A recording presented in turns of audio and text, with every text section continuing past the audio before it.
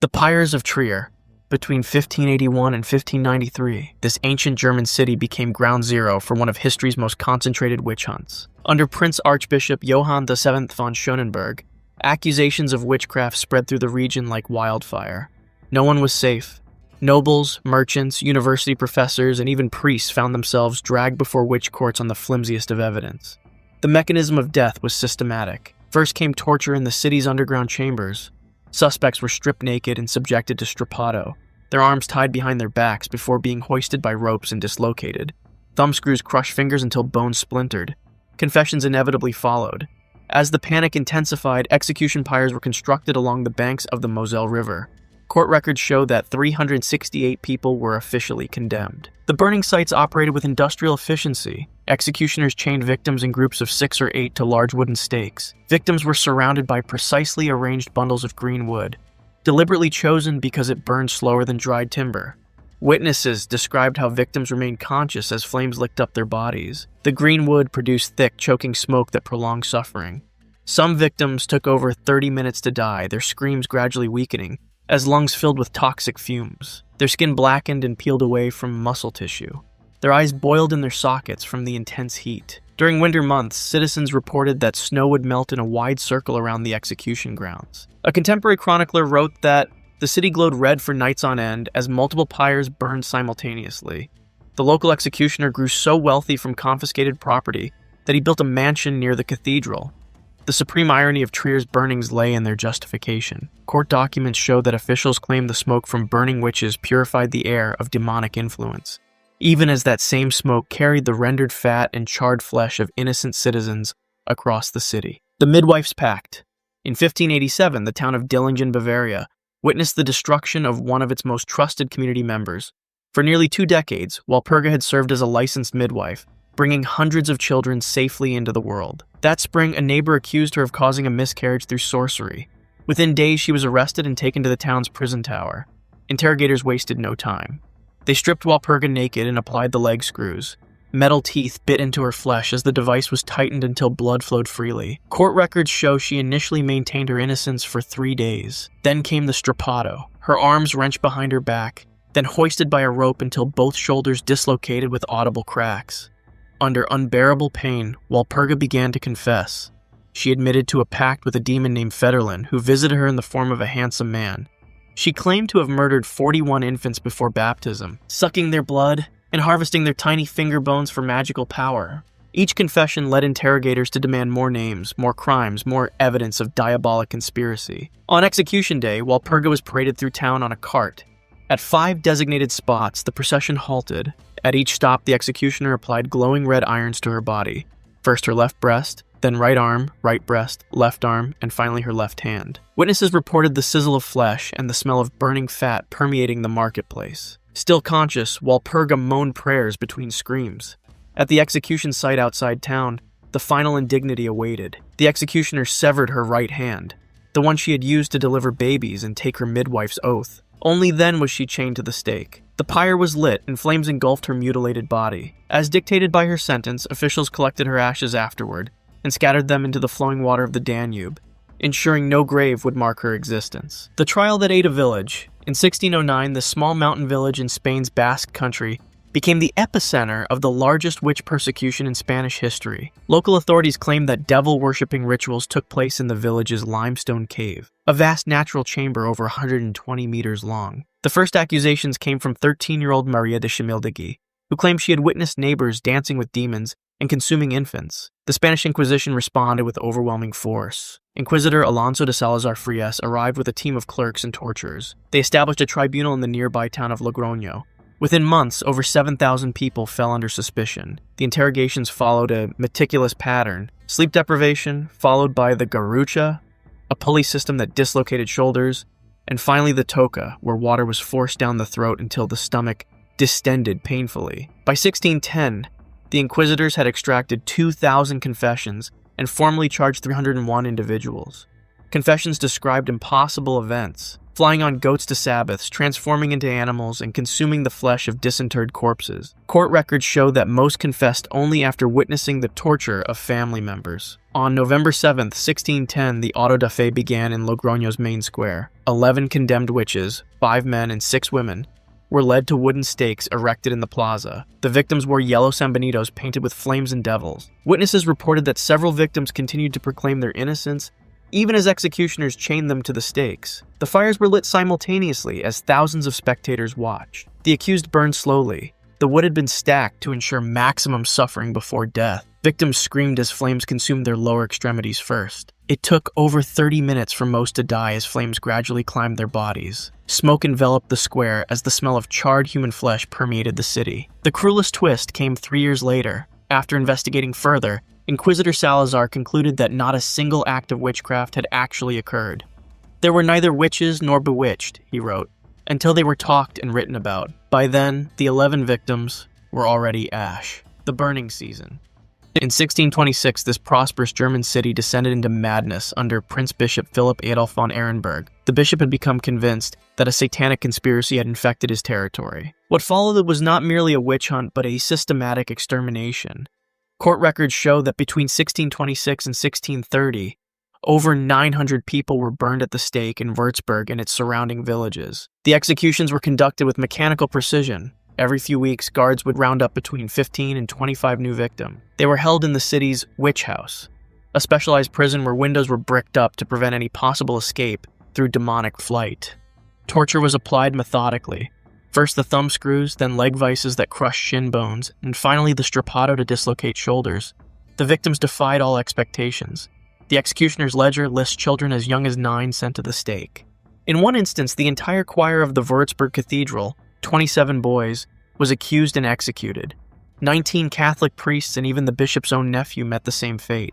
No social class was spared. Burgomasters, university professors, wealthy merchants, all burned alongside beggars and peasants. During the winter months of 1628, witnesses described how condemned witches were forced to walk barefoot through snow to their execution site. Their feet left bloody trails on the frost-covered ground. The pyres were constructed at the city's edge, where the Würzburg castle still stands today. Court documents specify that victims were bound to stakes with iron chains, surrounded by green wood to slow the burning process. The smoke was visible for miles. On days when multiple executions took place, the sky above the city darkened with human ash. A contemporary account describes how snow would melt in a wide circle around the burning grounds even in January. Prince Bishop von Ehrenberg justified the slaughter by declaring that the air shall be cleansed by their smoke, creating the grotesque irony that the very smoke he claimed would purify actually contained the atomized remains of his innocent subjects. The bishop's bonfire. In 1597, Aberdeen, Scotland erupted into a frenzy of witch hunting that would claim dozens of lives. Janet was a well-known tavern keeper, married with several children. Her troubles began when a local nobleman accused her of causing his illness through witchcraft. Within days, city authorities dragged her from her home to the Tolbooth prison where Aberdeen's accused witches awaited judgment. The interrogation followed standard procedure for Scottish witch trials. Janet's clothes were cut away, and witch prickers searched her body for the devil's mark, any mole, birthmark, or scar that didn't bleed when pierced with needles. After examiners claimed to find such a mark, Janet faced the brodequin, wooden boots into which wedges were hammered, crushing the leg's bones slowly. Court records show she endured this torture for 3 hours before confessing. Her confession grew increasingly elaborate under continued torture. She admitted to meeting the devil at midnight, to transforming into a crow, to raising storms that sank fishing boats, and to poisoning wells. Each new confession implicated other townspeople, feeding the growing panic. By the time her trial concluded, Janet had named over 20 alleged accomplices, most of whom would later face their own executions. On January 28, 1597, Janet was scheduled for execution. The procession began at dawn. Guards stripped her to the waist and placed an iron collar around her neck. She was paraded through Aberdeen streets while the town crier announced her crimes at each intersection. Witnesses described how citizens hurled refuse and insults as she passed. By the time she reached Castle Hill, Janet could barely walk. At the execution site, the magistrates ordered her to be mercifully strangled before burning, a rare concession. The executioner wrapped a rope around her neck and pulled it tight while she stood at the stake. As she lost consciousness, her body was secured with chains. The pyre was lit, and flames consumed her remains completely. Within hours, her ashes were scattered into the North Sea. Janet's daughter was banished from Aberdeen for life. Her husband, driven mad by witnessing her torture, died in an almshouse months later. That same year, King James VI published his Demonology, a treatise arguing for aggressive prosecution of witches that would inspire hundreds more executions across Scotland. The Hanged Girl of Gallows Hill. On June 10, 1692, Salem witnessed the first execution of its notorious witch trials. Bridget was a middle-aged tavern keeper known for her outspoken manner and fondness for colorful clothing. Neighbors testified that she wore a scarlet bodice, considered scandalously provocative in Puritan Massachusetts. That spring, when several local girls began experiencing strange fits, Bridget quickly became a target for accusations. Her trial lasted just one day. Spectral evidence dominated the proceedings. Testimony that Bridget's shape or spirit had appeared to torment accusers while her physical body was elsewhere. One witness claimed her specter stood at the foot of his bed, then oppressed him so that he could neither move nor speak. Others testified that Bishop had bewitched their pigs to death and cursed their beer to spoil. No physical evidence was presented.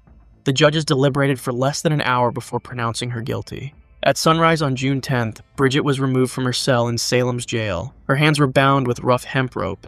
She was placed in a cart alongside the town's minister, who urged her to confess, even now. Court records indicate she maintained her innocence throughout the 2-mile journey to Gallows Hill. At the execution site, a crude gallows awaited, a simple wooden beam extended from an oak tree. Witnesses gathered to watch as Bridget climbed the ladder. The noose was placed around her neck, the hemp rope rough against her skin. Some accounts claim she tried to speak final words, but the crowd's jeers drowned them out. The ladder was suddenly pulled away. Bridget's body dropped approximately 3 feet before the rope went taut. Without a proper drop to break the neck, death came slowly. Her face turned purple as the noose constricted her airway. Her body twisted and jerked as she struggled for oxygen. Witnesses reported her fingers clawing at the rope for nearly 2 minutes before she finally went still, swinging gently in the summer breeze. Some spectators later claimed her eyes glowed crimson just before death, further proof of her guilt. Bridget's body remained hanging for hours as a warning to others. By sunset, she was cut down and buried in an unmarked grave at the execution site. Her death marked the beginning of a summer that would claim 19 more lives before Salem's madness finally subsided. Pompeii, Italy, 79 AD. Imagine walking through the bustling streets of Pompeii, the sun glinting off the white stone villas and colorful frescoes. Merchants shout, children run past, and life feels ordinary. Suddenly, a distant rumble shakes the city. Mount Vesuvius has awakened. Ash begins to fall like gray snow, thickening by the minute. People run, but the pyroclastic flows move faster than any human can outrun.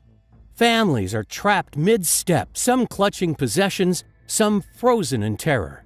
Their final moments are preserved forever under meters of ash. A city and its citizens instantly entombed. The streets, the shops, the amphitheater all become a silent tomb. Survival was impossible. Pompeii became one of history's most devastating snapshots of sudden disaster. Siberian, Ukraine, 1986. In April 1986, Pripyat was a normal Soviet city. Children played in parks, families shopped at the local market, and workers went about their routines at the nuclear power plant. Then came the explosion. An invisible cloud of radiation swept over the city, poisoning the air and the water. Residents evacuated with the promise they could return in a few days. They never did. Pets were left behind, meals rotted on tables, and toys littered empty playgrounds. The city froze in a silent, radioactive pause, a ghost town of abandoned lives. For those nearby, exposure meant sickness, burns, and death. Invisible, relentless, and inescapable, Chernobyl became a modern horror story where danger could not be seen, smelled, or fought. The Bermuda Triangle. Somewhere in the North Atlantic, a stretch of ocean has terrified sailors and pilots for centuries. Known as the Bermuda Triangle, this region claims ships and planes without explanation. Imagine a vessel cutting through choppy waters, suddenly swallowed by a fog that seems alive, compass needles spinning wildly. Pilots vanish mid-flight, radio signals fade into static, and entire crews are lost without a trace. Storms appear out of nowhere, waves rise like mountains, and the water itself seems to conspire against those who traverse it.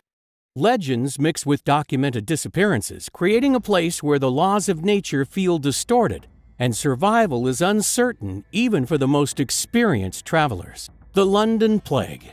Step into London during the Black Death. The streets are narrow, crowded, and reeking of sewage. Everywhere you look, people cough, vomit, and die in the open.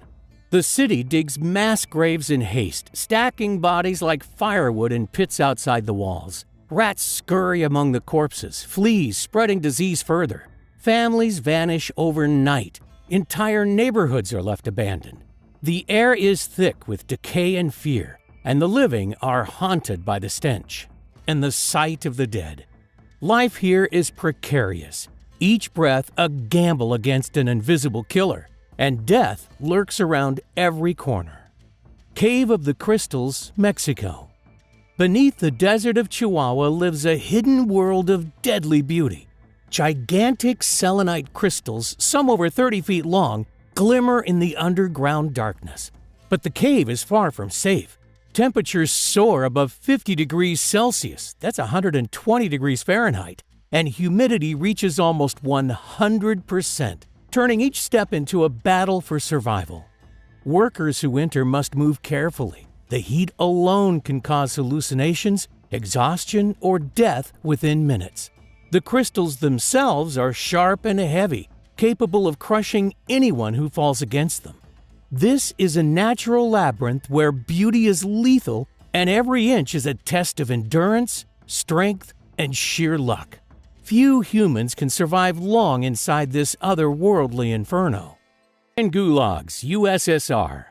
Far to the north in the endless frozen expanse of Siberia, human misery takes on a different form. Prisoners in Stalin's gulags are marched through snowstorms, their feet raw and frostbitten, faces red and cracked by the relentless wind. They labor in mines and forests, chopping timber or digging in the permafrost for 12-hour shifts, often with barely a meal to keep them alive. Guards watch constantly, beating those who falter, leaving others to die quietly in freezing barracks. Hunger gnaws at every stomach, exhaustion clouds every mind, and survival becomes a daily, brutal challenge. Here, the cold isn't just weather. It's a weapon, slowly claiming lives even before the guards do. Chernobyl family of horror. In 1600, Bavaria witnessed one of the most sadistic witch executions ever documented. Paulus Pappenheimer worked as a vagrant sweeper with his wife Anna and their 3 grown sons, Jakob, Gumprecht, and Höllerl. When a rash of local robberies occurred, authorities arrested the family on suspicion.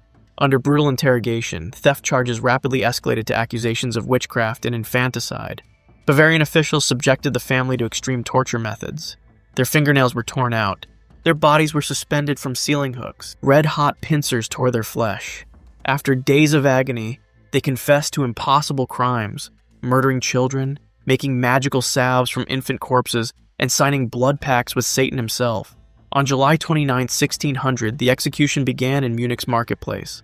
A scaffold had been prepared with burning braziers, iron wheels, and sharpened stakes. 10-year-old Hansel, their youngest child, was forced to watch from the front row. The executioners began with Anna. They severed her breast with heated shears while she remained conscious, then forced the bloody flesh into the mouths of her screaming sons.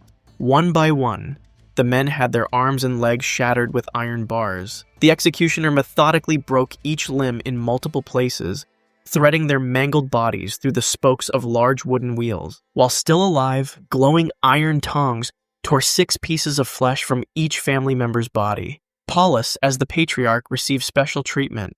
A sharpened stake was hammered through his anus and up through his torso. The family remained alive throughout much of the mutilation, their screams echoing across the marketplace. Witnesses reported that the adults survived for over an hour before the executioners finally lit the pyre beneath them.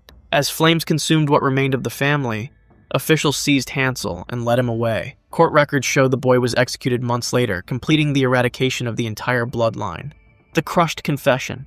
On September 17, 1692, in the midst of Salem's witch hysteria, An 81-year-old farmer faced the most brutal form of legal coercion ever used on American soil. Corey had lived decades as a respected landowner in Salem Village, Massachusetts. When accused of witchcraft that summer, he made an unusual choice. He refused to enter any plea.